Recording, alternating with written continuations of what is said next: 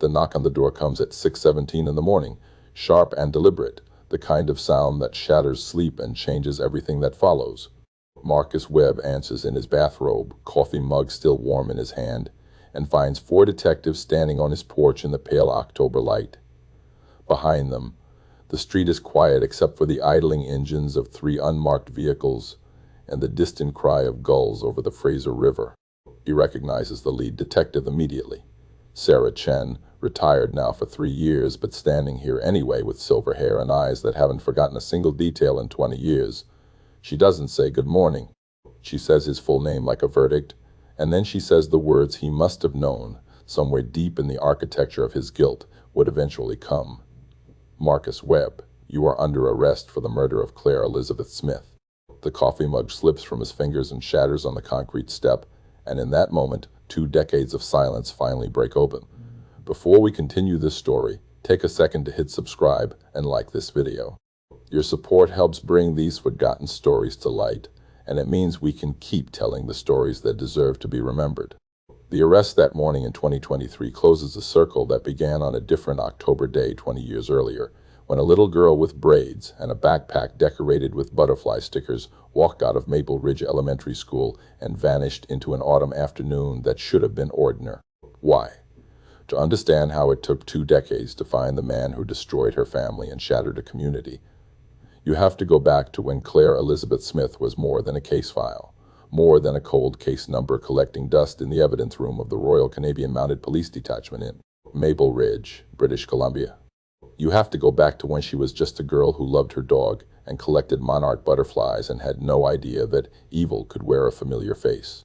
Claire was 8 years old in the fall of 2003, a 3rd grader with gap-toothed smile and knees perpetually scraped from climbing trees in the backyard of her family's modest bungalow on Westview Street. Her mother, Jennifer Smith, worked as a nurse at Ridge Meadows Hospital. Her father, Robert, was a contractor who built decks and renovated kitchens across the Lower Mainland. They were an ordinary family in an ordinary town, the kind of place where people moved to raise children away from the noise and danger of Vancouver, just an hour west down the Lou Heat Highway. Maple Ridge in 2003 was all strip malls and soccer fields, cedar trees and residential streets where kids still rode bikes until the streetlights came on and parents still believed their children were safe. Claire had a golden retriever named Biscuit who slept at the foot of her bed every night. She had a collection of 43 butterfly specimens pinned carefully in a display case her father built, each one labeled in her careful 3rd-grade handwriting with the species name copied from library books: Monarch, Swallowtail, Painted Lady. She wanted to be a veterinarian when she grew up, or maybe a scientist who studied butterflies in the rainforest. Her teacher, Mrs. Heecher, Patricia Oingwin, would later tell police that Claire was gentle with the class hamster, that she read above grade level, that she always volunteered to help clean up after art class.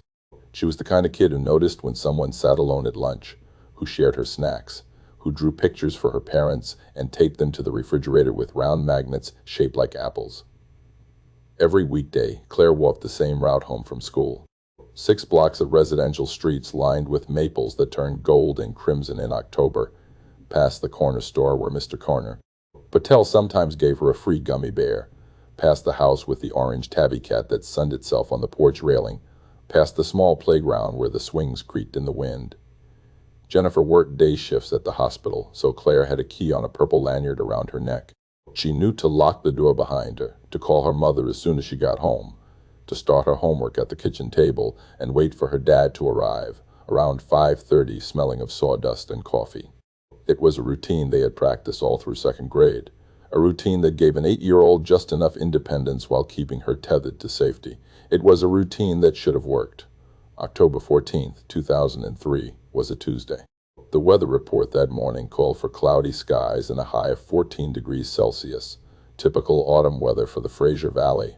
Claire wore her favorite purple jacket with the butterfly patch on the shoulder, jeans with flowers embroidered on the pockets, and the pink running shoes she had picked out herself at the mall in August.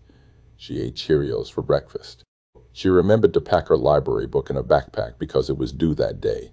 She kissed her mother goodbye and walked the 3 blocks to school with neighborhood friends, the Morrison twins who lived 2 houses down. Nothing about that morning suggested the world was about to fracture. School let out at 2:45. Claire's last confirmed sighting was at 2:51, captured on the security camera of the corner store as she passed by on the sidewalk, backpack bouncing on her shoulders alone. Mr. Patel was helping another customer and didn't see her through the window. The orange tabby wasn't on its porch that day. No one saw Claire after 2:51, and by 3:45, when Jennifer Smith's shift ended and she called home to hear her daughter's voice, the phone rang and rang in an empty house, and a mother's worst nightmare began. Jennifer called Robert first. Had he picked Claire up early? Was she with him? No. Where would she be? Maybe she went to a friend's house. Maybe she stopped at the park. Jennifer drove home with her heart climbing into her throat, telling herself there was an explanation, but when she pulled into the driveway and saw no sign of her daughter, when she called the Morrison twins and learned Claire had walked home alone today because the twins had stayed after for choir practice, the fear became something solid and choking. Robert arrived 10 minutes later. They searched the house, the backyard, the neighbors' yards. They called every parent they could think of. And at 4:17 in the afternoon, Jennifer Smith dialed 911 with shaking hands and said the words no parent should ever have to say. My daughter didn't come home from school. I can't find her. Please, you have to help me find her. The Maple Ridge RCMP responded immediately. By 5 o'clock, officers were going door to door on Westview Street and the surrounding blocks. By 6, volunteers were gathering in the elementary school parking lot as the sky dimmed and the temperature dropped. By 8, the search had grown to over 200 people, neighbors and strangers alike, spreading out in grid patterns with flashlights, calling Claire's name into the darkness. Search and rescue teams arrived with dogs. The air smelled of rain and cedar and fear. Jennifer stood in the middle of her street under the glow of a street light, her nurse's scrub still on from her shift, and begged television news cameras to help bring her baby home. If you see her, if you know anything, please. She's only 8. She's scared. Please bring her home. The town of Maple Ridge held its breath. Parents kept their children inside. The local news led with Claire's school photo, that gap-toothed smile frozen in time. Police established the tip line. Volunteers plastered missing person flyers on every telephone pole and storefront window. Have you seen this girl? Claire Elizabeth Smith, age 8. Last seen wearing purple jacket, jeans, pink shoes. If you have any information, please call. The first 48 hours were a blur of desperate motion, of hope warring with dread, of a community refusing to believe that something so terrible could happen here in their safe little town where children still walked home from school. But on the morning of October 16, 43 hours after Claire vanished, 2 joggers running the trails near Alouette River found what everyone had been praying they wouldn't find. The police tape went up in the woods. The forensic team arrived, and Detective Sarah Chen, 33 years old and new to the RCMP's Integrated Homicide Investigation Team, stood at the edge of a crime scene and looked down at a small body partially concealed beneath a fallen cedar bough and felt something inside her break and harden simultaneously. Claire Elizabeth Smith was found less than 2 kilometers from her home in a wooded area accessible by a dirt logging road that locals used for hiking and mountain biking. She was still wearing her purple jacket with the butterfly patch. Her backpack was nearby, library books still inside. The medical examiner would later determine she had been strangled, that she had died within hours of her disappearance, that she had not suffered long, though she had undoubtedly suffered. The details, the ones that haunt a detective's dreams and never make it into press releases, those stayed locked in the case file. What the public learned was this: an 8-year-old girl had been taken and killed by someone, and that someone was still out there. The grief that descended on Maple Ridge was thick and suffocating. Claire's memorial service filled the high school gymnasium because no church was large enough to hold everyone who came to mourn a child they had never met but felt they knew. Her casket was white. Her parents, hollow-eyed and held upright only by each other's arms, thanked the community for their love and their help. They asked for anyone with information to please come forward. They needed to know who had done this. They needed to understand why their daughter, their bright and gentle girl who loved butterflies and golden retrievers and had never hurt anyone in her entire 8 years of life, had been stolen from the world. Detective Sarah Chen stood at the back of the gymnasium during the service and made a silent promise to a little girl in a white casket. "I will find who did this. I will not stop until I know the truth." It was a promise that would shape the next 20 years of her life. A promise that would lead her to retirement and beyond. A promise that would finally, against all odds, be kept on a quiet October morning 2 decades later when Marcus Webb's coffee mug shattered on a porch step and the past came, calling with handcuffs and certainty. But in October 2003, in the immediate aftermath of Claire's murder, no one knew yet that the man who had taken her had been hiding in plain sight all along, that he had walked among them with a face they recognized and trusted, that he had helped search for her body while knowing exactly where she lay. No one knew that justice would take 20 years and a technology that didn't yet exist. All they knew was that somewhere in their town, a monster was breathing the same air, walking the same streets, and an 8-year-old girl who loved butterflies would never come home again. The investigation began the way all homicide investigations begin, with evidence collection and witness interviews, and the methodical construction of a timeline that might reveal where innocence ended and evil intervened. Detective Sarah Chen stood in the RCMP Major Crime Unit offices in Surrey and pinned Claire's school photo to the whiteboard that would become the visual map of an investigation that consumed her. Around that photo, she added strings of red yarn connecting to other photos, to maps, to lists of names. Every person who had been near Maple Ridge Elementary that Tuesday. Every registered sex offender within a 50-kilometer radius. Every vehicle spotted on residential streets that afternoon. The board grew into a spiderweb of possibilities, each thread a potential path to the truth, and Sarah Chen promised herself she would follow every single one until she found the person who had strangled an 8-year-old girl and left her under a cedar tree like discarded trash. The forensic evidence from a crime scene was both promising and frustratingly limited. Claire's body had been found relatively quickly, which meant less environmental degradation, but the location itself was heavily trafficked by hikers and mountain bikers, which meant contamination was inevitable. The forensic team collected fiber evidence from Claire's clothing, soil samples from her shoes and hair, and most critically, biological evidence that suggested a struggle. DNA that wasn't Claire's was found under her fingernails where she had fought against her attacker, and additional DNA evidence was recovered from her clothing. In 2003, DNA technology was far more advanced than it had been even a decade earlier, but it still had significant limitations. The DNA profile extracted was partial and degraded, enough to exclude innocent people but not robust enough to run through the National DNA Databank with any certainty of matches. Still, it was something. It was a genetic fingerprint waiting for the right comparison. The witness interviews painted a picture of a Tuesday afternoon that seemed utterly ordinary until it wasn't. The Morrison twins confirmed Claire had walked home alone because they stayed late for choir practice. Mr. Sulla Patel at the corner store remembered seeing her pass by on the security camera footage, but hadn't interacted with her that day. A postal worker remembered delivering mail on Westview Street around 3 o'clock and seeing nothing unusual. A woman walking her dog recalled passing a man in a maintenance uniform near the elementary school around 2:30 but couldn't provide a detailed description beyond average height, average build, maybe wearing a baseball cap. It was the kind of vague recollection that could describe 1,000 men or no one at all, the kind of detail that seemed important in the moment but dissolved under scrutiny. The investigation cast a wide net. Police interviewed every teacher, every staff member, every parent volunteer at Maple Ridge Elementary. They talked to neighbors and shopkeepers and anyone who regularly traveled the route. Claire would have walked home. They looked hard at the usual suspects, the ones who always surface in cases involving children. There was a registered sex offender living 12 blocks from the school, a man with a history of inappropriate contact with minors, and he was brought in for questioning within the first week. His alibi checked out.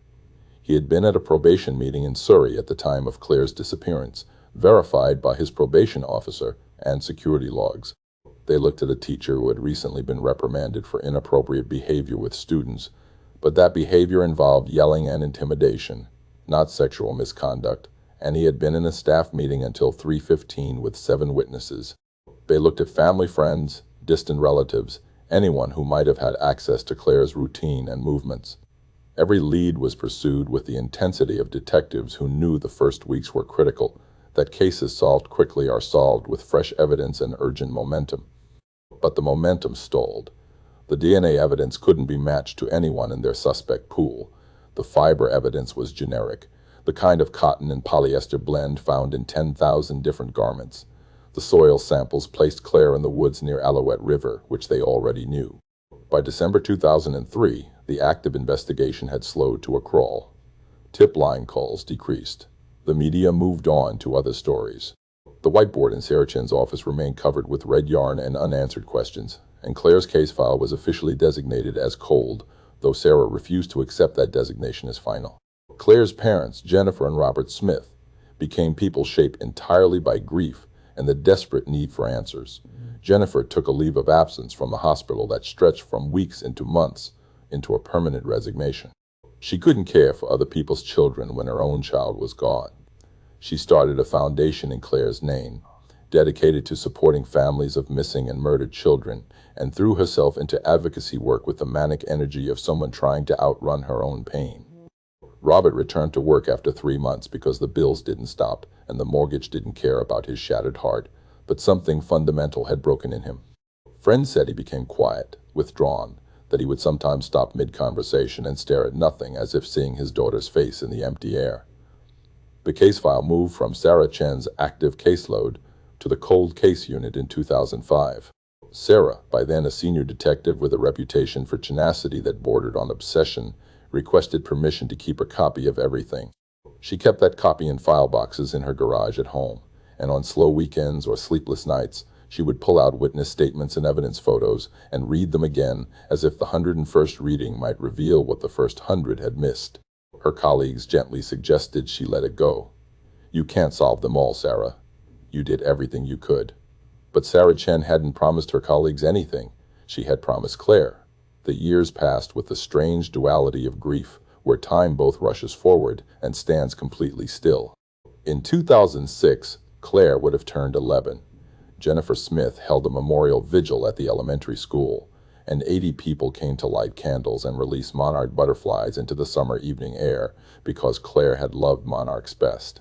In 2008, Claire would have been 13, starting high school, probably rolling her eyes at her parents and fighting for later curfews and worrying about boys and algebra tests. Jennifer and Robert's marriage, already strained to breaking, finally fractured. They divorced quietly that winter, both of them saying they still loved each other but couldn't bear to look across the table every morning and see their shared loss reflected in each other's eyes. Robert moved to Kelowna.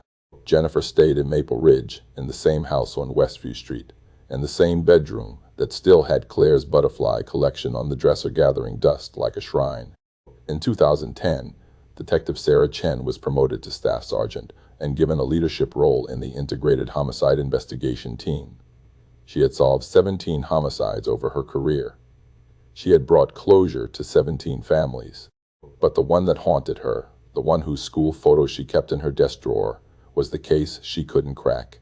She attended the annual memorial vigil every October 14th. She stayed in touch with Jennifer Smith, calling every few months just to check in, to remind her that Claire wasn't forgotten, that the file was cold, but the commitment wasn't.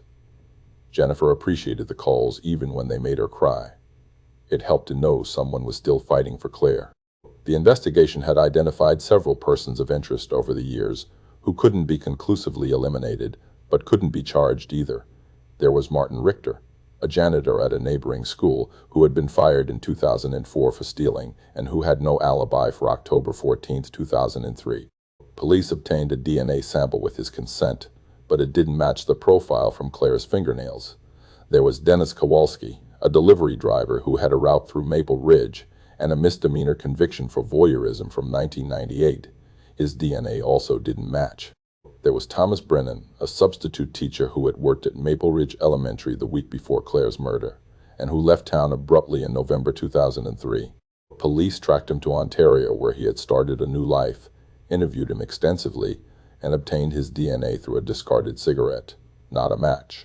And then there was Marcus Webb, the maintenance worker at Maple Ridge Elementary who had been among the volunteers searching for Claire in those desperate first 48 hours. Marcus had worked at the school since 2001.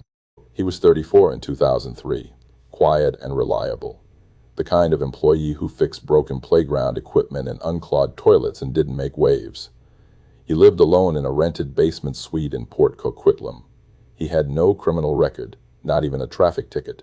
He had been interviewed twice during the initial investigation as part of the standard staff interviews, and both times he had been cooperative and appropriately emotional. He remembered Claire, he said. Sweet kid. Always said hello. Terrible thing that happened. Just terrible. When asked for his whereabouts on October 14th, he said he had been working at the school until 4 o'clock doing routine maintenance, then had gone home and watched television. No one could verify the television watching, but his work log showed he had clocked out at 4:02, which meant he had an alibi for the critical window when Claire disappeared.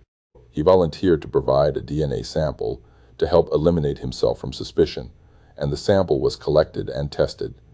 The DNA analysis came back inconclusive. The sample Marcus provided was of poor quality, possibly due to contamination or degradation in the collection process, and couldn't be definitively compared to the evidence from the crime scene. In the rush of the active investigation with dozens of other leads to pursue, this inconclusive result was noted in the file but didn't raise immediate red flags. Marcus Webb faded into the background of the investigation. Just another cooperative witness, just another staff member who had cared about a murdered student, just another person in a town full of people who wanted justice for Claire Smith. Sarah Chen retired from the RCMP in 2020 at the age of 50. She had served 27 years, solved 43 homicides, and received commendations for her dedication and investigative skill. At a retirement party surrounded by colleagues and friends, someone asked what she would do with all her free time. She smiled and said she might finally learn to garden, maybe take up painting, definitely sleep past 6 in the morning. But everyone who knew her well understood that retirement wouldn't stop Sarah Chen from thinking about the cases that got away, and especially the one that had become personal in a way that transcended professional duty. In her garage in Surrey, the file boxes containing everything related to Claire Elizabeth Smith sat on metal shelving units alongside boxes of Christmas decorations and old tax returns. Sarah visited those boxes often in the first year of retirement. She reorganized the evidence logs. She created new timelines on poster board. She read about advances in forensic DNA technology with the focused attention of someone who believed that science, given enough time, might finally provide the answers that traditional detective work couldn't. And in 2021, she read an article about genetic genealogy, about how investigators in the United States had used consumer DNA databases and family tree construction to identify the Golden State Killer decades after his crimes. She read about how DNA evidence that was too degraded for traditional CODIS database matching could still be used to build family trees through distant relatives, narrowing the suspect pool from millions to dozens to one.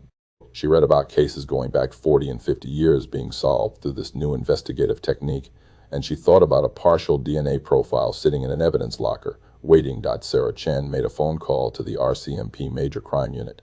She made another call to the BC RCMP Cold Case Unit. She made a third call to Jennifer Smith, who was now 52 years old and still living in the house on Westview Street, still running the foundation in her daughter's name, still waiting after 18 years for the answer to the question that had hollowed out her life.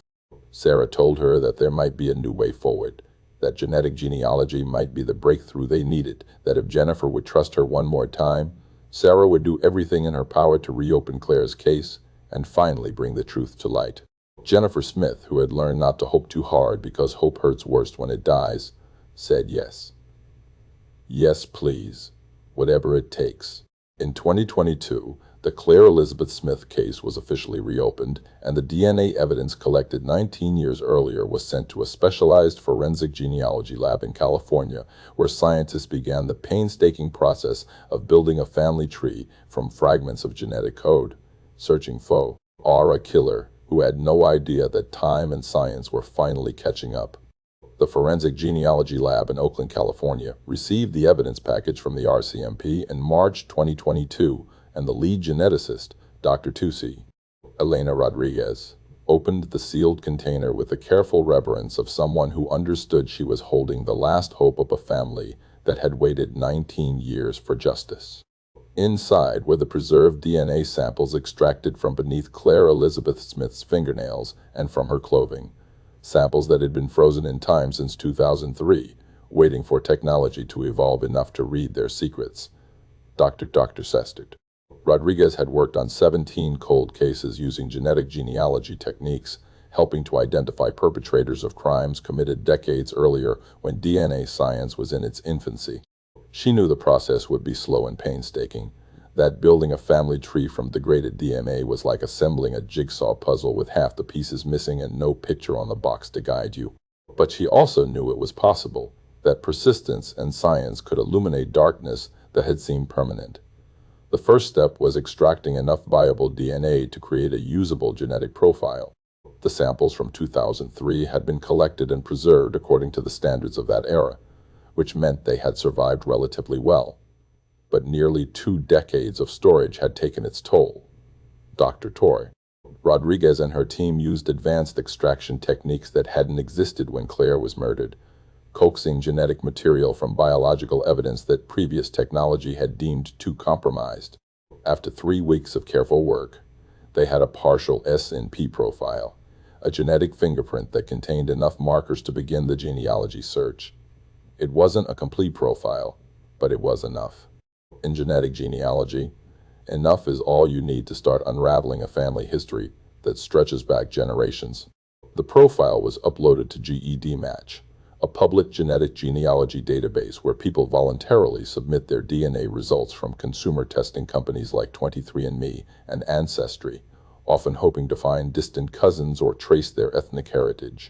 What they don't always realize is that their genetic information, once uploaded, becomes a tool that law enforcement can use to identify criminals through familial connections. The DNA from Claire's killer wouldn't directly match anyone in the database. The chances of the actual perpetrator having voluntarily submitted his DNA were essentially zero, but it would match his relatives. Third cousins, fourth cousins, people who shared a common ancestor generations back and had no idea they were genetically connected to a murderer.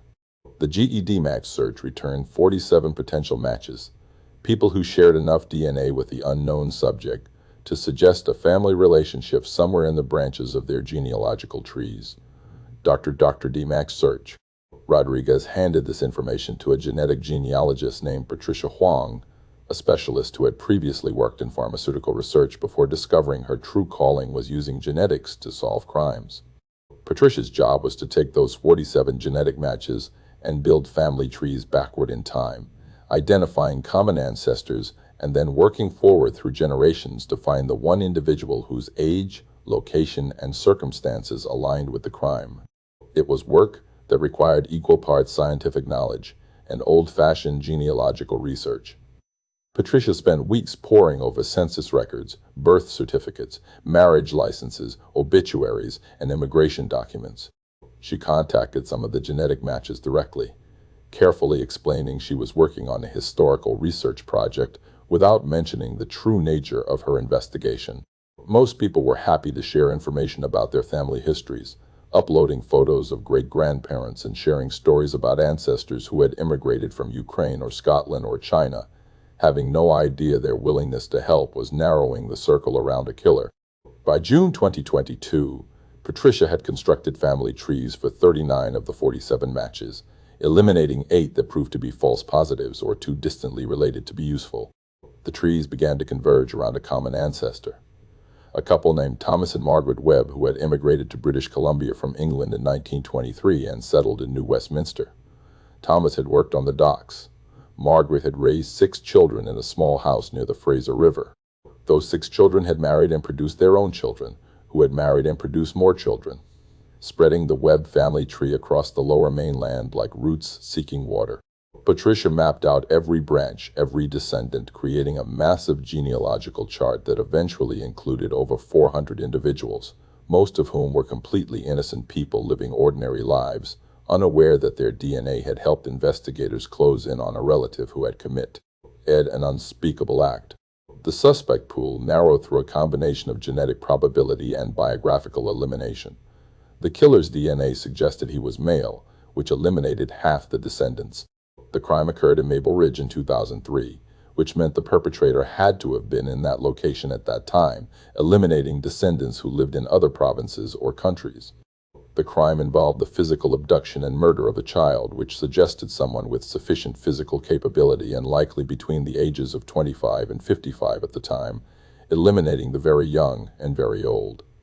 By August 2020, Patricia had reduced the 400 potential descendants to 17 viable candidates.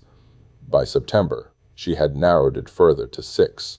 And by October, 19 years after Claire Elizabeth Smith was murdered, the family tree pointed to one name with a probability that made Detective Sarah Chen's hand shake when she saw it on the report: Marcus Webb, age 53.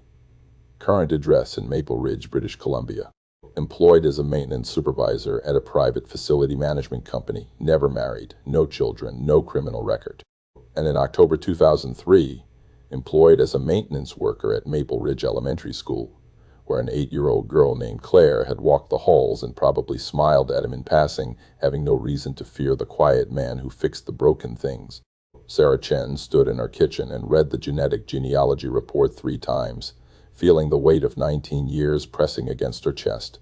Marcus Webb had been interviewed in the original investigation. He had provided a DNA sample that came back inconclusive. He had volunteered to search for Claire, had attended her memorial service, had expressed appropriate sorrow and shock. And now, genetic science was saying with 99.7% certainty that the DNA found under Claire's fingernails belonged to someone in his immediate family, and given that Marcus had no siblings, and his parents had both died in the 1990s, that someone was almost certainly Marcus himself. The inconclusive DNA result from 2003 suddenly made terrible sense. Marcus had volunteered his sample, appearing cooperative and innocent, but the collection or storage had been compromised, possibly deliberately through contamination, possibly through simple bad luck. In the chaos of an active investigation with limited resources, that inconclusive result hadn't triggered alarm bells. Marcus Webb had faded into the background, just another helpful community member, and for 19 years he had lived freely while a mother grieved and a detective carried guilt and a little girl stayed forever 8 years old. The RCMP moved carefully now. Genetic genealogy evidence was relatively new in Canadian courts, and they needed to build a case that would survive legal challenges. They couldn't arrest Marcus Webb based solely on family tree analysis. They needed direct DNA confirmation, which meant they needed a fresh sample obtained through legal means. Surveillance began in November 2022. Detectives watched Marcus's movements, documented his routines, waited for an opportunity to collect discarded DNA that could be tested without his knowledge or consent. It's perfectly legal to collect genetic material from trash left in public spaces, and investigators have solved countless cases through coffee cups and cigarette butts and discarded napkins. Marcus Webb stopped at a Tim Hortons every weekday morning at 7:15, ordered a medium double-double and a maple dip donut, and sat at the counter reading the newspaper for 20 minutes before driving to work. On November 18, 2022, a plainclothes officer sat 3 stools away and watched as Marcus drank his coffee and threw the empty cup in the trash on his way out the door. The officer waited exactly 2 minutes, then retrieved the cup using gloved hands and sealed it in an evidence bag. The cup, with Marcus Webb's saliva on the rim, was sent to the RCMP forensic lab for immediate DNA analysis. The results came back on December 2nd. Direct match. The DNA on the coffee cup matched the DNA from beneath Claire Elizabeth Smith's fingernails, with a probability exceeding 1 in 10 billion. After 19 years, they finally had scientific certainty. Marcus Webb had killed Claire Smith, and now they had the evidence to prove it. The arrest was planned for early morning when suspects are groggy and less likely to resist or destroy evidence. Sarah Chen, who had technically been retired for over 2 years, was given special permission to be present as an observer and advisor. She had earned that right through 2 decades of refusal to forget, through hundreds of hours spent reviewing files in her garage, through her persistence in pushing for genetic genealogy when others had suggested the case was unsolvable. On the morning of October 10, 2023, 20 years and 4 days after Claire Elizabeth Smith was murdered, Sarah Chen stood on Marcus Webb's porch while active duty detectives knocked on his door and spoke the words that closed the circle. Marcus Webb's face, when he understood what was happening, showed no surprise. There was resignation there, maybe even relief. After 2 decades of looking over his shoulder, of wondering if today would be the day they figured it out, the waiting was over. He didn't resist. He didn't ask for a lawyer immediately. He stood in his bathrobe in the morning light and said, "I knew you'd come eventually. I just didn't know when." The interrogation that followed, conducted at the RCMP detachment in Surrey, with Sarah Chen watching through the one-way glass, was both horrifying and pathetically mundane. Marcus Webb confessed within 3 hours. He described how he had noticed Claire at the school, how he had planned for weeks, how he had followed her on that October afternoon and offered her a ride because he was someone she recognized, someone safe, someone from her school. She had hesitated, he said, because she knew she wasn't supposed to get in cars with people. But he had told her there was an emergency with her mother at the hospital, and he was supposed to take her there right away. An 8-year-old girl, worried about her mother, had made the choice that doomed her. Marcus described driving to the secluded area near Alouette River, described what happened in the woods with clinical detachment that made Sarah Chen's stomach turn. He described strangling Claire when she started to scream, described the moment her small body went still, described covering her with branches and driving away. And then he described returning to the school the next day, clocking in for his shift, helping put up missing person flyers, volunteering to search, attending the memorial service where he had stood 10 feet from Claire's parents, and said he was sorry for their loss. When asked why, Marcus Webb shrugged. He said he didn't know. He said he had urges he couldn't control. He said he had thought about doing it for years before Claire, and he had been careful to choose a victim he could access through legitimate means. He said after Claire, the urges had gone away for a while, but they had come back recently, and he had been planning again. The arrest, he said with eerie calm, had probably saved another family from going through what the Smiths had endured. The trial took place in the fall of 2024 in British Columbia Supreme Court in New Westminster. Marcus Webb pleaded not guilty despite his confession, and his defense attorney argued that the genetic genealogy evidence was unreliable and that the confession had been coerced. The prosecution presented the coffee cup DNA, the confession with all its specific details that only the killer would know, and testimony from Dr. Rodriguez and Patricia Huang, explaining how genetic genealogy worked. The jury deliberated for 6 hours and returned a verdict of guilty on 1 count of first-degree murder. Marcus Webb was sentenced to life in prison with no possibility of parole for 25 years, which meant he would be 78 years old before he could even apply for release. Jennifer Smith sat in the courtroom gallery for every day of the trial, her hair now streaked with gray, her face lined with 2 decades of grief.